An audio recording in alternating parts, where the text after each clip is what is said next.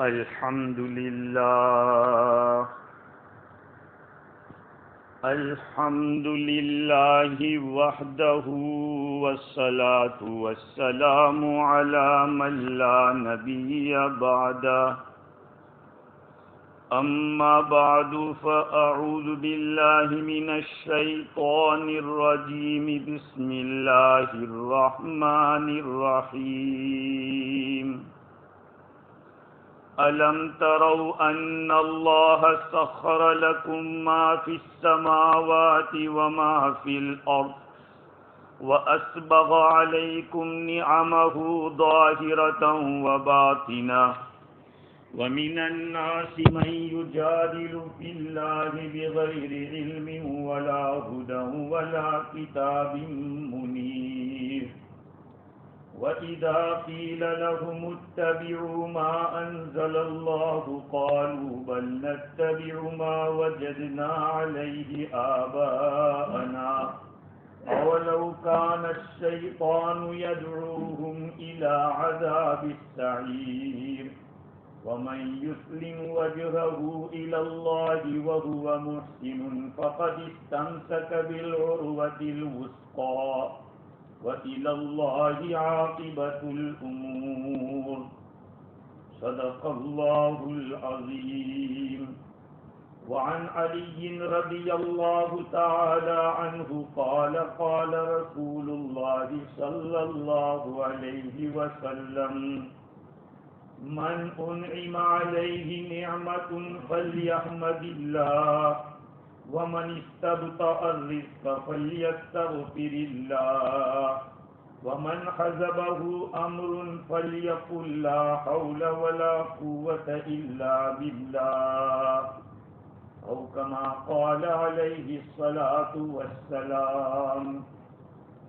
بزرگوں، پیارے بھائیوں،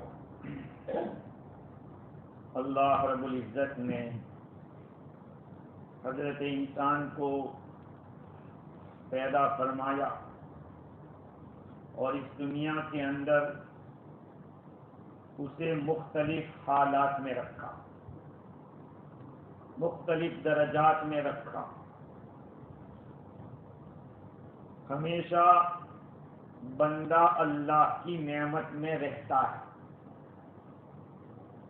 اور اپنی طرف سے اللہ کی نافرمانی اور اس میں کوتاہی میں رہتا ہے، اللہ کے حقوق کی ادائیگی میں کوتاہی.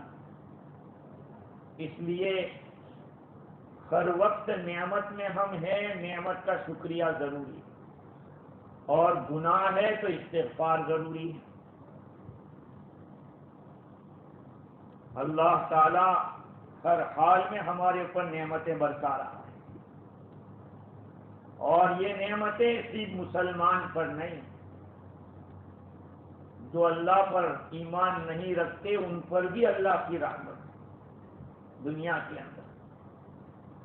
ہاں، اللہ تعالیٰ کی رحمت دنیا میں غیروں کو بھی مل رہی ہے.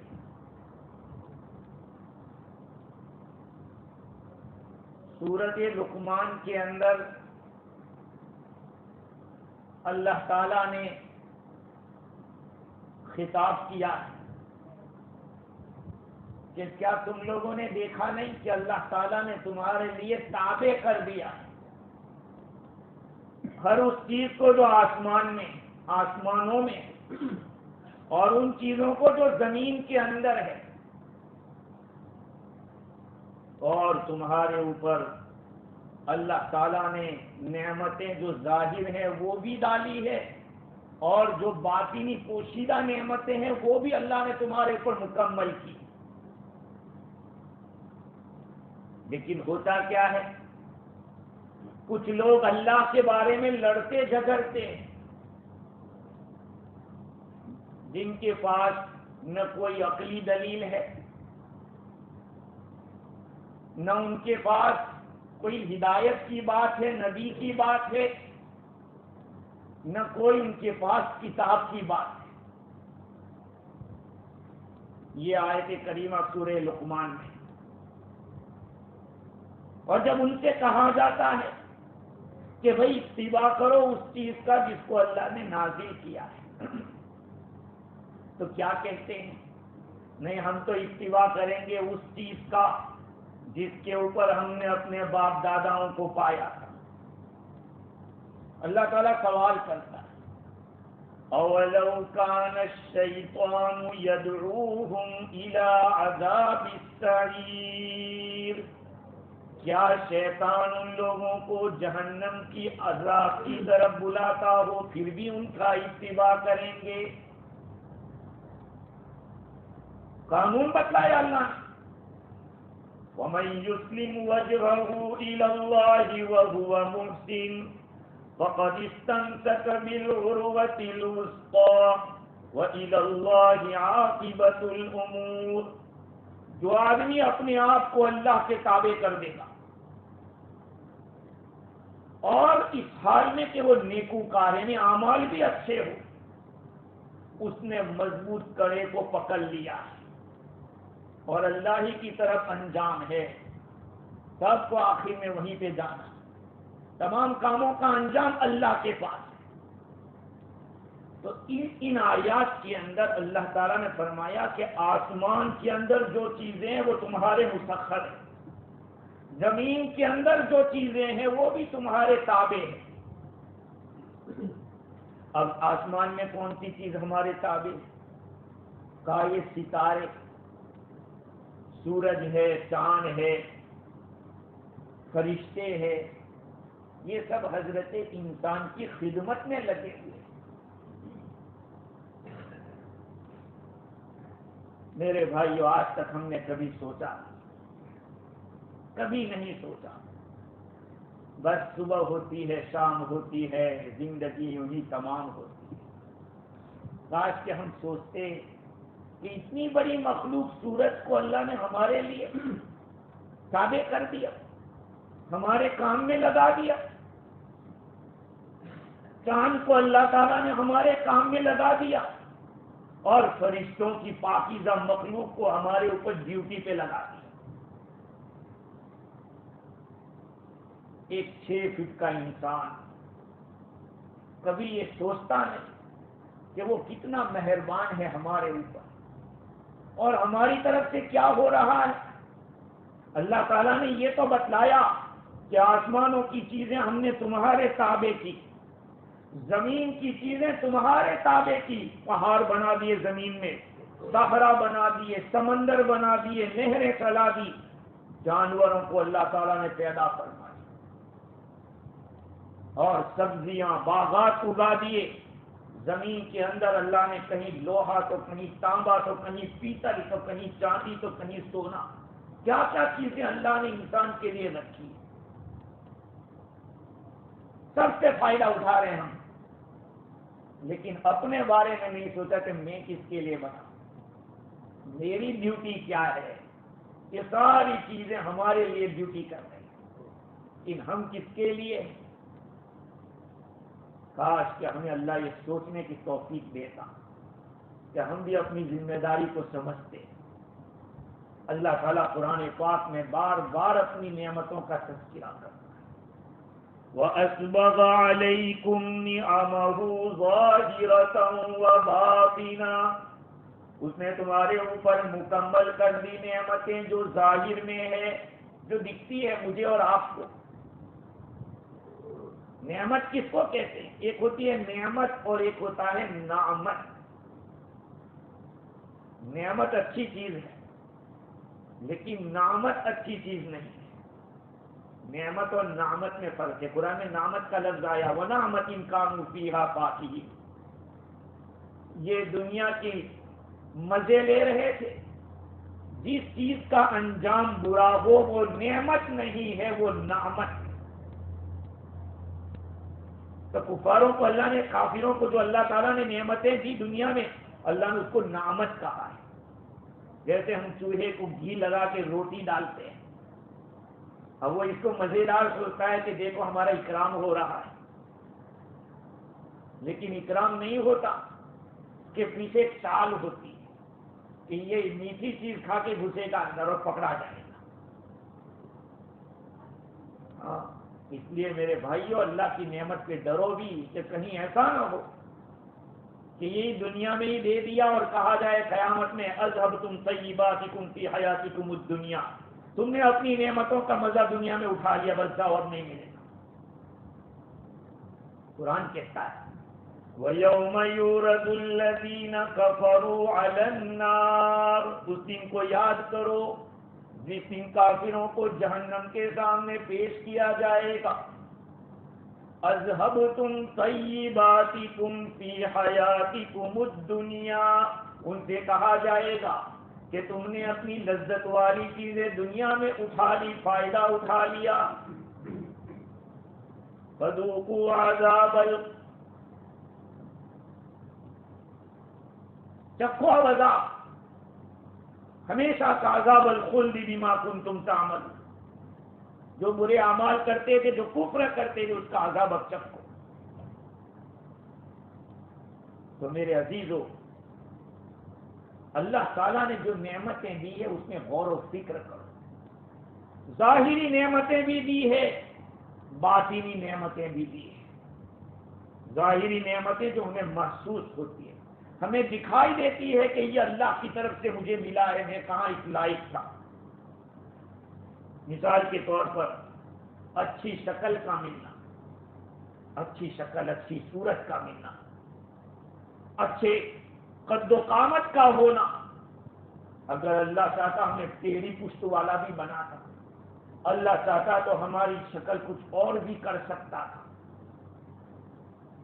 یہ ساری نعمتیں آج تک ہم نے نعمت سمجھائی۔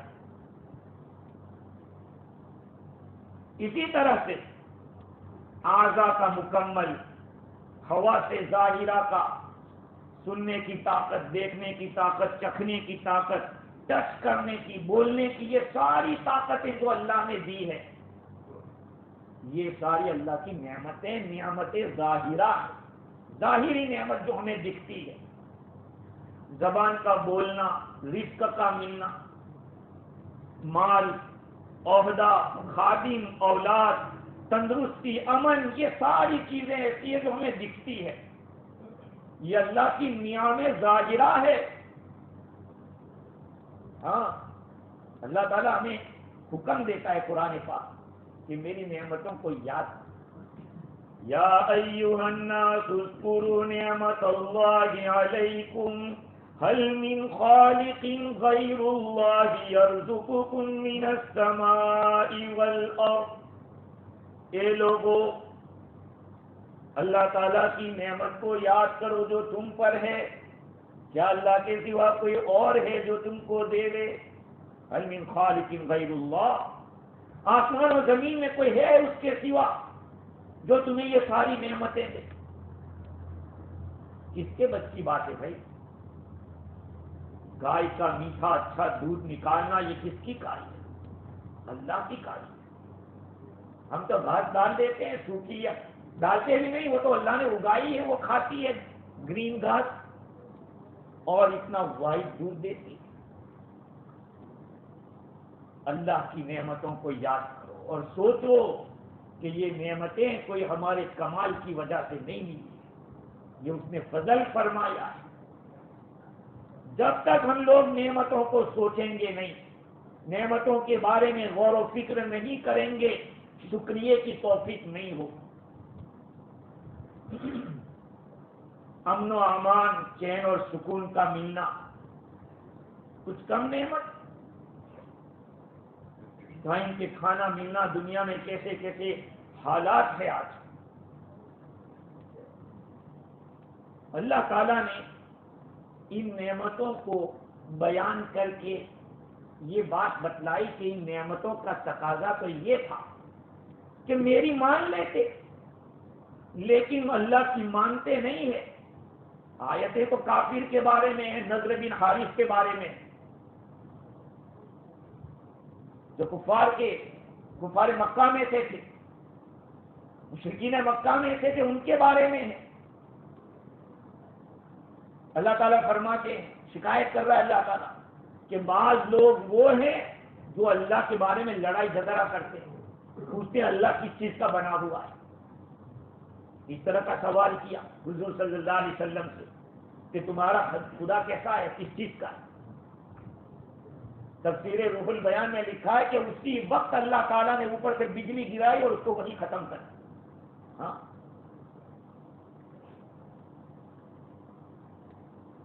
اس طرح سے اللہ تعالیٰ کے بارے میں جھگڑنا، کہا کہ اس کے پاس نہ علم ہے، نہ کتاب ہے، نہ کوئی نبی کی بات ہے، بس الگ تک اللہ پہ اعتراض کر رہے ہیں۔ میرے بھائیوں، یہ آیتیں چاہے اس کے بارے میں، لیکن ہم لوگ اللہ کے بندے ہیں، اللہ کا کلمہ پڑھتے ہیں، لیکن کبھی ہم نے غور و فکر کیا؟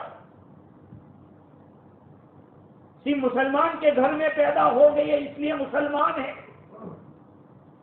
اگر آپ کو کہا جائے کہ خدا کے بارے میں 2 باتیں کہہ دو، 2 دلیلیں بتلا دو، ایک مسلمان کو یہ کہا جائے کہ اللہ تعالیٰ کی ذات کے بارے میں، اس کی قدرت کے بارے میں 10 باتیں بتلاؤ، 5 باتیں بتلاؤ۔ ہم صرف اسی لیے پیدا ہوئے کہ کھا پی کے بڑے ہو کے اولاد پیدا کر کے، بچے پیدا کر کے کچھ مال و دولت جمع کر لیں؟ ہم ایک بہت بڑے مقصد کے لیے پیدا ہوئے، اللہ کی معرفت، اللہ کو پہچاننا، اللہ سے تعلق پیدا کرنا۔ یہ بہت بڑی دولت ہے میرے عزیزوں، جو دنیا میں بھی کام لگے گی اور آخرت میں بھی کام لگے گی۔ ایک تو ضروری بھی ہے اور نفع دینے والی بھی، اللہ سے تعلق پیدا کرنا۔ تو اللہ تعالیٰ نے ظاہری نعمتیں بھی دی ہے اور باطنی نعمتیں دیکھیے، جیسے اللہ تعالیٰ نے ہمارے بدن میں روح ڈالی تھی، پتہ نہیں ہم لوگوں کو، ہے روح، دکھتی نہیں ہم لوگوں کو، یہ اللہ کی نعمت ہے۔ جب نکل جاتی ہے تو لوگ کہتے ہیں گزر گیا، روح نکل گئی۔ اسی طرح سے اللہ تعالیٰ نے ہمیں عقل دی ہے، سمجھداری دی ہے۔ تو کیا یہ عقل اور سمجھداری اس لیے دی تھی کہ اس کو صرف دنیا کمانے میں لگاؤ، اللہ سے تعلق پیدا کرنے کے لیے نہیں؟ یقیناً یہ سب چھوٹنے والا ہے، لیکن اللہ کا تعلق باقی رہنے والا ہے، اللہ کی محبت باقی رہنے والی ہے۔ اللہ سے جو کچھ کیا، اللہ کے ساتھ جو کچھ تعلق قائم کرنے کے لیے ریاضت و مجاہدہ کیا، اور جو کچھ بھی اللہ تعالیٰ کے لیے خرچ کیا، یہ سب باقی رہے گا، لیکن ہم نے اس کے لیے کتنا کیا؟ ایسے ہی دل کے اندر اللہ تعالیٰ نے اچھی صفات پیدا فرمائی ہے، سخاوت کا جذبہ، اخلاص، ایسی صفات، یہ بھی اللہ کی نعمت باطنہ میں سے۔ اور رذائل سے دور رہنا، جیسے کہ حسد ہے، کینہ ہے، اس طرح کے جو رذائل ہے اس سے دور رہنا۔ حضور اکرم صلی اللہ علیہ وسلم ایک دعا پڑھتے، یہ دعا آئینے میں دیکھنے کی کہتے ہیں، اللہم انت حسنت خلقی فحسن خلقی، یہ دعا ہے، اللہم کما حسنت خلقی فحسن خلقی، یہ تو روح البیان میں لکھی ہے، مجھے یاد ہے، اللہم انت حسنت خلقی، اے اللہ تو نے میری شکل اچھی کی، فحسن خلقی، میرے اخلاق بھی اچھے کر۔ اب بتائیے، اخلاق ایک باطنی چیز ہے، یہ اندر کی چیز ہے جو کبھی کبھی ایسے ظاہر ہو جاتی ہے۔ آپ کے اندر سخاوت ہے تو آپ نکالیں گے تو پتہ چلے گا کہ یہ سخاوت اس کے اندر ہے، وہ ظاہر ہو رہی۔ تواضع ہے تو آپ دوسروں کو برداشت کر رہے ہیں، اکرام کر رہے ہیں دوسرے کا، یہ تواضع ہے آپ کی۔ تو یہ اندر کی نعمتیں ہیں، مایا ہے، لیکن اس کو ہم نے کبھی غور و فکر نہیں کیا۔ میرے عزیزو، اللہ تعالیٰ کی نعمتیں بے شمار ہمارے اوپر ہیں، لیکن ان نعمتوں کا تقاضا یہ ہے کہ اللہ کی نعمتوں کا شکریہ ادا کرو۔ اسی طرح سے اللہ تعالیٰ کی نعمتیں ظاہری، باطنی، امن، امان، چین، سکون، تندرستی، یہ ساری نعمتیں، لیکن جب میرے بھائیو تندرستی ہوتی ہے تو آدمی کو الٹا سوچتا ہے، یہ نہیں سوچتا کہ جس خدا نے تندرستی دی ہے اسی کو راضی کرنے میں لگا دوں اپنی تندرستی۔ اللہ تعالیٰ نے امن و امان دیا ہے تو اس سے فائدہ اٹھاؤں، قبل اس کے کہ یہ امن و امان اٹھ جاؤ۔ قبل اس سے کہ یہ تندرستی میری چلی جاوے. لیکن ہوتا یہ ہے میرے بھائیوں کہ ہمارے اوپر غفلت چھائی ہوئی ہے. شکریہ پیدا کیسے ہوگا؟ ہمارے اندر شکریہ کی کیفیت کیسے آئے گی؟ سب سے پہلی بات، اللہ کی نعمتوں میں غور و فکر کرو اور اس کا استحضار رکھو کہ یہ خدا نے دیا ہے. ہر آن ہر گھڑی یہ سوچو کہ یہ اللہ نے مجھے دیا ہے، اس لیے مجھ سے اس میں غفلت نہیں ہونی چاہیے. اللہ تعالیٰ نے آنکھیں دی ہے، اس کے ظاہر تو یہ ہے کہ یہ چربی سے بنی ہوئی ہے. آنکھ چربی سے بنی، زبان گوشت سے بنی ہوئی ہے، یہ تو ظاہر ہے اس کی. لیکن اس کا ایک باطن بھی ہے. باطن یہ ہے کہ آنکھوں کو اللہ نے جہاں حلال کہا ہے اسی کو دیکھو. ہاں، بعض کتابوں میں لکھا کہ ماں باپ کی طرف دیکھنا ثواب ہے. اب ماں باپ کو 1000 دفعہ دن میں دیکھ رہا ہے، لیکن کبھی یہ سوچا نہیں کہ یہ بڑی نعمت ہے، ان کے اوپر دیکھنے سے مجھے حج کا ثواب ملے گا. قرآن مجید میں دیکھنا ثواب ہے، لیکن ہمارے یہاں سیلف میں رکھا رہے گا قرآن اور مصحف. توفیق نہیں ہوگی کہ چلو میں وضو کر کے اس کو بھی دیکھ لوں. کعبہ کو دیکھنا یہ بھی ثواب، صرف دیکھتے رہنا کعبہ کو. کسی عالم دین کو دیکھنا یہ بھی ثواب. ساری باتیں کتابوں میں لکھی. لیکن میرے عزیزو، ہمارا حال کیا ہے ان نعمتوں کے بارے میں؟ اللہ رب العزت نے تو اتنی سخاوت رکھی کہ میرے بندے معمولی معمولی عمل پہ میرا قرب حاصل کر لیں، لیکن غفلت چھائی ہوئی. اس لیے پہلی بات یہ ہے کہ آدمی اللہ کی نعمتوں میں غور و فکر کرے اور استحضار رکھے ہر گھڑی کہ میں اللہ کی اس نعمت کا استعمال کر رہا ہوں. اللہ معاف کرے. صبح میں اٹھ کے کتنی بڑی نعمت نیند اللہ نے دی. کتنے لوگ ہیں جن کو توفیق ہوتی ہے دعا پڑھنے کی، کتنے ہیں جن کو نہیں ہوتی. جب تک استحضار نہیں ہوگا کہ اتنی بڑی دولت سے میں نے فائدہ اٹھایا کہ نیند سے مجھے اللہ نے اٹھایا. خدا چاہتا تو میری روح قبض کر دیتا کہ بس اس کا اوور ہو گیا تھا. لوگ کہتے کہ بھائی فلانا رات کو سویا تو سوتا ہی رہ گیا، اٹھائی. اللہ تعالیٰ نے روح بھیجی کہ جاؤ ابھی زندگی باقی ہے. یہ ساری چیزیں میرے عزیزوں ایسے پیدا نہیں ہوئی. کسی کامل کی صحبت میں بیٹھنا پڑتا ہے، کسی کامل کی صحبت میں جانا پڑتا ہے. یہ کتابوں سے بھی نہیں ملتا. ہاں، نبی اکرم صلی اللہ علیہ وسلم کی جو ایک ڈیوٹی تزکیہ کا جو قرآن میں آیا وَيُزَكِّيهِمْ وَيُزَكِّيهِمْ، دل کی صفائی کرتے ہیں. تزکیہ جب تک یہ بنے گا نہیں وہاں تک توفیق نہیں ہوگی. اس کو بنانا ہے، یہ اندر ہے. تو سب سے پہلا کام یہ کرنا ہے کہ اللہ تعالیٰ کی نعمتوں میں غور و فکر کرو. سوچو کہ اللہ نے کیا کیا مجھے دیا ہے. اس لیے اللہ تعالیٰ قرآن میں ذکر کر رہا ہے یا ایھا الناس اذکروا نعمت اللہ علیکم. اے لوگوں تم یاد کرو اس اللہ کی اس نعمت کو جو تمہارے اوپر ہے. هل من خالق غیر اللہ یرزقکم من السماء والارض. ہے کوئی اللہ کے سوا؟ ہے کوئی زمین اور آسمان میں سے جو تم کو یہ دے سکے؟ ہے کوئی؟ اللہ تعالیٰ سوال کر رہا ہے مجھے اور آپ. لیکن نعمت کو نعمت ہی نہ سمجھے تو میرے بھائیو شکر کی توفیق کیسے ہو؟ نمبر 2 کہ ہمیشہ نعمتوں کے بارے میں اپنے سے نچلوں کی طرف نظر رکھا کریں. اپنے سے نچلوں کی طرف. آپ کے پاس معمولی گاڑی ہے تو سوچیں کہ اس کے پاس تو معمولی گاڑی بھی نہیں، میرے پاس تو اتنی بھی ہے. اب آپ دیکھو کہ نہیں فلاں کے پاس تو اتنی بڑی ہے، وغیرہ ہے، یہ ہے وہ ہے، تو پھر اپنی جو نعمت ہے اس کو ہلکا سمجھیں گے. یار مجھے یہی ملا. آج ہم لوگ اللہ کی ناشکری کر رہے ہیں. ہاں، دیا ہے اس سے ہم راضی نہیں ہیں. بڑی والوں کو دیکھتے ہیں ہاں دیکھو اس کو کیا کیا ملا ہے، اب مجھے کیا ملا؟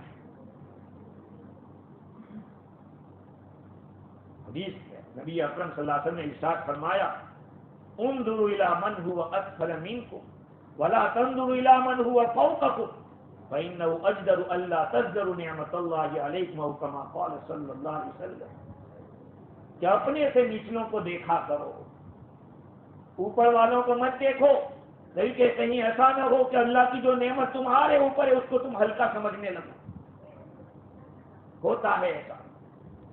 تو دوسرے نمبر کا کام یہ کرنا ہے کہ ہر ایک آدمی اپنے سے نچلے درجے کے آدمی کو دیکھے، نچلے والے کو دیکھے تو قدر ہوگی کہ مجھے تو بہت اچھی حالت میں رکھا ہے۔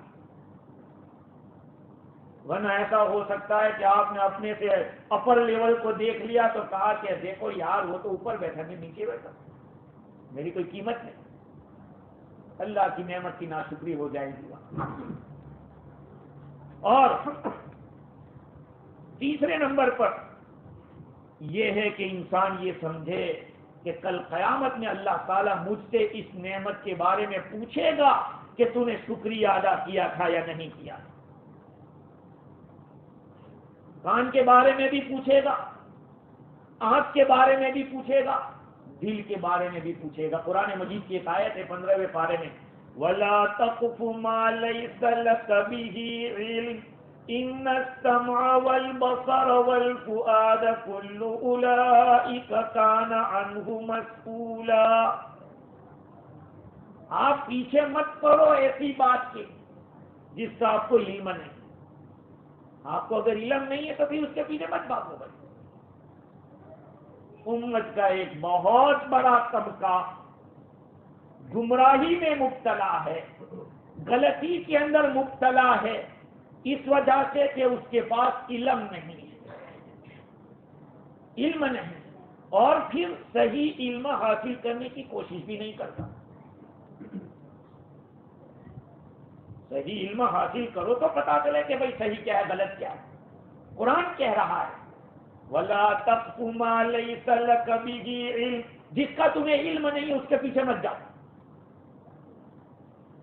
اب آپ کو کسی چیز کے بارے میں مثال کے طور پر یہ بیٹھے ہیں، ظاہر مجھے ان کے بارے میں کچھ پتا نہیں اور میں اپنا ان کے بارے میں بولنے لگوں کہ ایسا ہے ویسا ہے، تم نے کب دیکھا ان کو؟ جب تمہیں علم نہیں ہے تو مت بولو، اس کے پیچھے مت پڑو۔ ان السمع والبصر والفؤاد كل اولئك كان عنه مسؤولا۔ یاد رکھو یہ کان، یہ آنکھ اور یہ دل سب کے بارے میں قیامت کے دن پوچھا جائے گا۔ كل اولئك كان عنه مسؤولا، سب کے بارے میں پوچھا جائے گا کہ یہ تم نے کہاں کہاں استعمال کیا، کتنا غلط کیا اور کتنا صحیح کیا۔ یہ ہے تو اللہ تعالیٰ کے بارے میں آدمی سوچے کہ ان نعمتوں کے بارے میں اللہ پوچھے گا کہ اس کا شکر ادا کیا تھا یا نہیں کیا تھا۔ اور چوتھا نمبر یہ ہے کہ آدمی دل سے، قول سے، زبان سے اور اعضاء سے شکریہ ادا کرے۔ تینوں کو شکریہ، دیکھو حمد جو ہوتی ہے، حمد اللہ کی تعریف، وہ صرف زبان سے ہوتی ہے، زبان سے ہوتی ہے۔ اب کیا ہے، آپ نے احسان کیا ہو یا نہ کیا ہو، آپ کے اوپر احسان ہوا ہو یا نہ ہوا ہو، اللہ کی حمد ایسی آپ کہہ سکتے الحمدللہ رب العالمین، تمام تعریف اللہ تعالیٰ کے لیے۔ وہاں پر آپ پر احسان کوئی ابھی کچھ خاص نعمت ملی ہے یا نہیں ملی ہے، پھر بھی آپ الحمدللہ رب العالمین کہیں، یہ حمد ہے۔ لیکن شکر، اور یہ حمد زبان سے ہوگی، شکر ہوتا ہے نعمت کے مقابلے، اور یہ شکر زبان سے بھی ہوتا ہے، دل سے بھی ہوتا ہے اور اعضاء سے بھی ہوتا ہے۔ ہم تو صرف شکر ہے، شکر ہے، یہ تو زبانی شکر ہے۔ صرف زبانی شکر کافی نہیں ہے، وہ بھی اچھا ہے، اس کا امکان ہے، لیکن وہی کافی نہیں ہے، بلکہ اس کے ساتھ دل سے بھی آدمی مانے کہ یہ نعمت مجھے اللہ نے دی ہے، میں کہاں اس کے لائق تھا، تو اسی کا کرم ہے، اور پھر اس کا تقاضا عمل کے ذریعے عمل کرو۔ حضرت علی رضی اللہ تعالیٰ عنہ فرماتے ہیں کہ جس بندے کے اوپر اللہ کی طرف سے کچھ انعام ہوا ہو فلیحمد اللہ من انعم علیہ، جس آدمی کو انعام کیا گیا فلیحمد اللہ، اس کو چاہیے اللہ کی تعریف کرے۔ آپ نے اپنی بیوی کو دیکھا اور بیوی کی کوئی کیفیت یا کوئی حالت آپ کو پسند آئی تو آپ کہیے الحمدللہ رب العالمین، الحمد، اللہ نے مجھے اتنی اچھی بیوی دی، یہ تیرا ایمان، یہ مالک تیرا ہی احسان ہے۔ مجھے بتائیے کیا اللہ تعالیٰ یہ سنتا نہیں میری اور آپ کی بات؟ آپ کو اللہ نے اچھی اولاد دی ہے تو شکر ادا کیجیے کہ میرا بچہ میرا تو مانتا ہے کہنا۔ آج کے زمانے کے اندر فرما بردار اولاد کا ملنا یہ بھی بہت بڑی نعمت ہے، فرما بردار بیوی کا ملنا یہ بھی بہت بڑی نعمت ہے، لیکن ان نعمتوں کو ہم نعمت کہاں سمجھتے؟ بیوی کے اچھا پکانے کی صلاحیت ہو اس پہ بھی شکر ادا۔ میں نے پہلے سنایا تھا ڈاکٹر عبدالحی عارفی رحمت اللہ علیہ کی کسی کے یہاں دعوت میں تشریف لے گئے تو سموسے رکھے گئے تو مولانا نے سموسا کھا کے کہا ماشاءاللہ بہت اچھا بنا۔ اب گھر میں سے زور زور سے رونے کی آواز آ رہی ہے، گاڑے مار مار کے بیوی رو رہی ہے۔ پوچھا تو کیا ہوا؟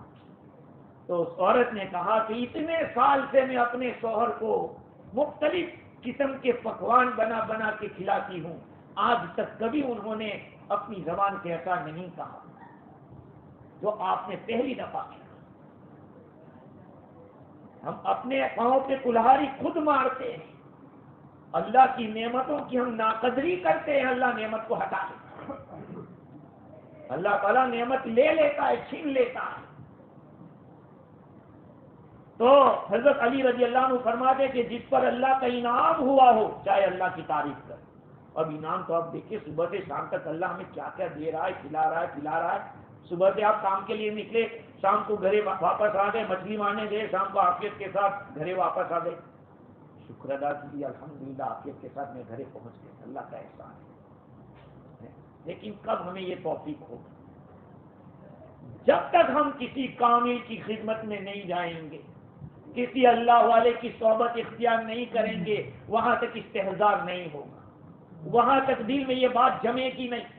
حضرت علی رضی اللہ عنہ بعد میں فرماتے ہیں وَمَنِ اسْتَبْطَأَ الرِّزْقَ فَلْيَسْتَغْفِرِ اللَّهِ، جس کی روزی میں کچھ اگر کمی آ رہی ہے، دیری ہو رہی ہے رزق میں، تو اس کو چاہیے استغفار کرے، مولانا کے پاس جا کے دکھائے کہ مولانا کسی نے کچھ کیا تو نہیں، میری روزی تو نہیں باندھ دی ہے، تو دیکھ لو پہلے نمبر پہ ہم لوگ وہاں جاتے ہیں کہ مولانا دیکھ، ارے استغفار کر، اپنی غلطی کا اقرار کر کہ اللہ آج تک تو نے کھلایا، تو نے آج تک روزی میں کبھی تنگی نہیں کی ہے، میری ہی کوئی کمی ہے، میں نے غلط کیا ہے، میں نے تیرے ساتھ غلط معاملہ کیا ہے، باقی تو کبھی روزی کم نہیں کرتا، کسی کی لیٹ نہیں کرتا، تو اس کو چاہے کہ استغفار کرے۔ وَمَنْ حَزَبَهُ أَمْرٌ فَلْيَقُلْ لَا حَوْلَ وَلَا قُوَّةَ إِلَّا بِاللَّهِ، جس کسی کو کوئی معاملہ پیش آئے تو اس کو چاہے کہ لا حول ولا قوت الا باللہ پڑھے، زیادہ سے زیادہ۔ آپ تو آئیں گے مولانا کوئی لکھ دو نہیں یار، بانڈو چل جائے گا، ارے بھائی یہ پڑھو لا حول، ارے یار لکھ دو، تو لکھا ہوا بھی کیا کام کرے گا، خود بھی پڑھو، اپنی زندگی میں عمل میں لاؤ ان چیزوں کو۔ ہاں اللہ تعالیٰ نے ہمیں کلام دیا ہے، اپنا قرآن، اتنی بڑی دولت، اور اس کو چھوڑ کر ہم مولانا کو کہتے کہ کچھ کر دو، دیکھ لو کسی نے کچھ کیا تو نہیں، ہماری روزی بند تو نہیں۔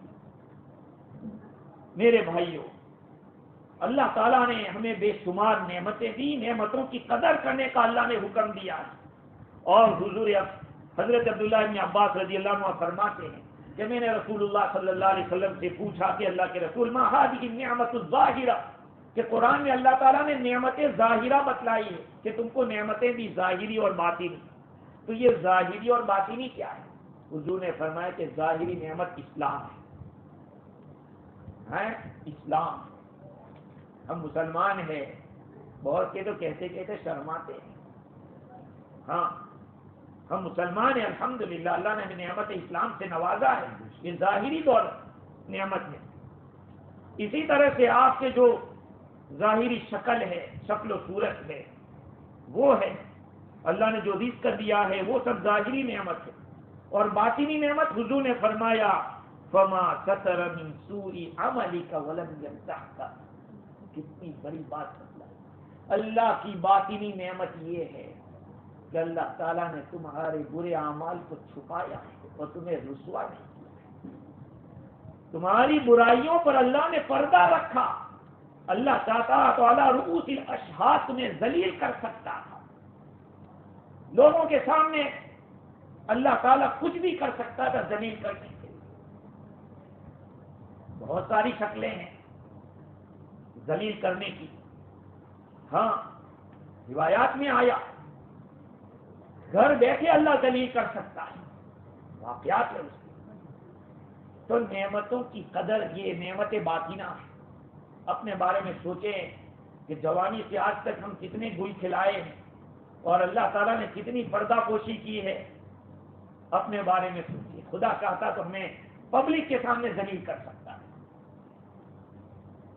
نعمتوں کی قدر کرو. حضرت عائشہ صدیقہ رضی اللہ تعالی عنہا فرماتی ہیں کہ ایک مرتبہ اللہ کے رسول صلی اللہ علیہ وسلم میرے پاس گھر میں تشریف لائے. ایک سائڈ میں روٹی کا ٹکڑا پڑا ہوا. گھر میں ایک روٹی کا ٹکڑا پڑا ہوا. حضور نے فرمایا لے لیا اس کو، روٹی کا ٹکڑا اٹھایا، اس کو صاف کیا، اور صاف کرنے کے بعد حضور نے خود اس کو کھایا. فرمایا کہ عائشہ، یا عائشہ اختمی جوار نعم اللہ. اے عائشہ اللہ کی نعمتوں کو اچھی طرح رکھا کرو. فَإِنَّهَا مَا نَفَرَتْ عَنْ قَوْمٍ فَعَادَتْ إِلَيْهِ. اس لیے کہ جس کسی قوم سے نعمت چلی گئی ہے دوبارہ لوٹ کے نہیں آئی ہے. حضرت عائشہ کو حضور فرما رہے کیا تھا؟ روٹی کا ٹکڑا تھا گھر. حضور نے اس کو صاف کر کے کھایا اور فرمایا کہ نعمتوں کی قدر کرو، ورنہ جس قوم سے نعمت چلی جاتی ہے دوبارہ لوٹ کے نہیں آتی. ہاں آج ہمارا حال کیا ہے؟ کھانا بچتا ہے رمیش میں ڈال دیتے ہیں. پہلے تو لیتے ہی کیوں اتنے زیادہ کہ اس کو پھینکنا پڑے. روایات میں اس کا بھی تذکرہ ہے. حضرت انس رضی اللہ تعالیٰ عنہ فرماتے ہیں کہ ایک مرتبہ نبی اکرم صلی اللہ علیہ وسلم گزر رہے تھے، راستے میں ایک کھجور پڑی ہوئی تھی. کھجور کے پاس سے گزرے. آپ نے فرمایا لولا انی اخاف ان تکون من الصدقۃ لاکلتها. مجھے اس بات کا خطرہ نہ ہوتا کہ یہ صدقے کا کھجور ہے تو میں کھا لیتا. یہاں پہ محدثین لکھتے ہیں کہ حضور نے یہ کیوں فرمایا؟ آپ صلی اللہ علیہ وسلم نے اس لیے فرمایا کہ نعمت کا اہتمام کرو، نعمت کو نعمت سمجھو، ورنہ نعمت کو نعمت نہیں سمجھا جائے گا. اللہ اٹھا لے گا نعمت کو، ہٹا دے گا نعمت کو، اس کی جگہ بدل دے گا. حضرت میمونہ رضی اللہ تعالیٰ عنہ فرماتی ہے کہ میں نے ایک مرتبہ کہیں کھجور پائی، میں نے اٹھا کے کھا لیا. اور کیا فرمایا؟ ان اللہ لا یحب الفساد. اللہ تعالیٰ بگاڑ کو پسند نہیں کرتا. آج ہمارے کھانے کے اندر کتنی چیزیں ضائع ہوتی ہیں. یہاں پہ ہی دیکھا گیا کتنی مرتبہ. تو بھائی پہلے سے ہی چھوڑا لو. اذا سقطت لقمۃ احدکم فلیأخذها فلیمسه. حضور نے فرمایا کہ جب تم میں سے کسی کا لقمہ گر جائے تو اس کو اٹھاؤ، اس پر جو تکلیف دینے والی چیز ہے اس کو ہٹا دو اور پھر اس کو کھا لو. فلیمس ما کان لها من اذى من كان بها من اذى ثم ليأكلها ولا يدعها للشيطان. خود کھا لو، شیطان کے لیے اس کو مت چھوڑو. تو میرے عزیزو، نعمتوں کی قدر کا حکم دیا. حضور صلی اللہ علیہ وسلم نے حکم دیا کہ انگلیاں چاٹ لو اور جو پلیٹ جس میں کھایا ہے اس کو بھی صاف کر دو. یہ کیا ہے؟ یہ ساری باتیں نعمتوں کی قدردانی. یہاں تک ذکر آیا کہ کسی پرندے کا شکار آپ کر رہے ہو، اگر آپ اس کو کھانے والے نہیں ہو تو آپ کے لیے جائز نہیں کہ اس کو ذبح کرو. صرف اپنا شوق پورا کرنے کے لیے پرندے کو مار رہے، شکار کر رہے. حدیث میں منع آیا جب تک کہ اس پرندے کا حق ادا کرنے والے نہ ہو. حضرت عبداللہ بن عمر رضی اللہ عنہ فرماتے ہیں حضور صلی اللہ علیہ وسلم نے ارشاد فرمایا کہ جو کوئی انسان کسی چڑیا کو ذبح کرتا ہے یا چڑیا سے بڑے جانور کو ذبح کرتا ہے، ناحق ذبح کرتا ہے، اللہ تعالیٰ قیامت کے دن اس کو پوچھے گا کہ کیوں تم نے اس سے ذبح کیا؟ صحابہ نے عرض کیا کہ حضور اس کا حق کیا ہے؟ جانور کو ذبح کرنے کا حق آپ نے فرمایا کہ کھا لے لے، ایسا نہیں کہ اس کو ذبح ایسے کاٹ کے پھینک دیا، مقصد یہ نہیں ہونا چاہیے۔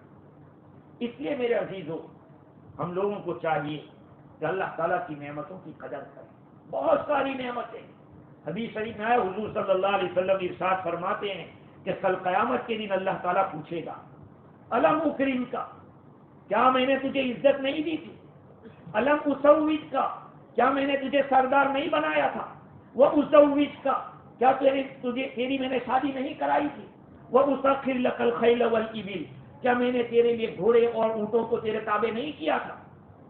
وہ کہے گا کہ اللہ تعالیٰ بہت ساری چیزیں گنائے گا کہ تجھے سردار بنایا تھا، تجھے یہ بنائے گا۔ وہ کہے گا کہ بالکل۔ اللہ تعالیٰ فرمائے گا کیا تو نے یہ گمان کیا تھا کہ مجھ سے بھی ملنا ہے، میرے پاس حساب ہوگا؟ وہ کہے گا نہیں، آج میں تجھے بھولتا ہوں جیسے تو مجھے دنیا میں بھول گیا۔ ہاں، کل قیامت میں سب سے پہلے جو بندے کا حساب ہوگا وہ جسم کے بارے میں اللہ پوچھے گا کہ میں نے تجھے تندرستی دی تھی یا نہیں؟ کیا تجھے میں نے ٹھنڈے پانی سے سیراب کیا تھا یا نہیں؟ آج ہم بوتل کی بوتل جوس پی جاتے ہیں، کتنی بڑی نعمتیں اللہ سے ہم استعمال کر رہے ہیں، لیکن دل میں اس کا احساس نہیں۔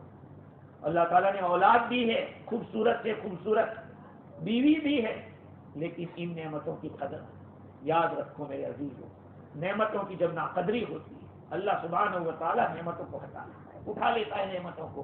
ہاں، ناقدروں کو اللہ تعالیٰ نعمت نہیں دیتا، سمجھ لو نعمت ہٹے تو سمجھو کہ ہم نے ناقدری کی ہے، اس سے بھی نعمت میرے پاس سے چلی گئی۔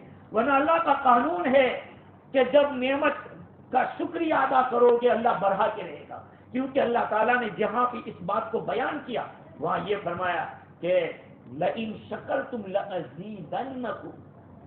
گرامر کے لحاظ سے عربی میں اس کا ترجمہ یہ ہوگا کہ اگر تم شکریہ ادا کرو گے میں تمہیں ضرور بڑھاؤں گا۔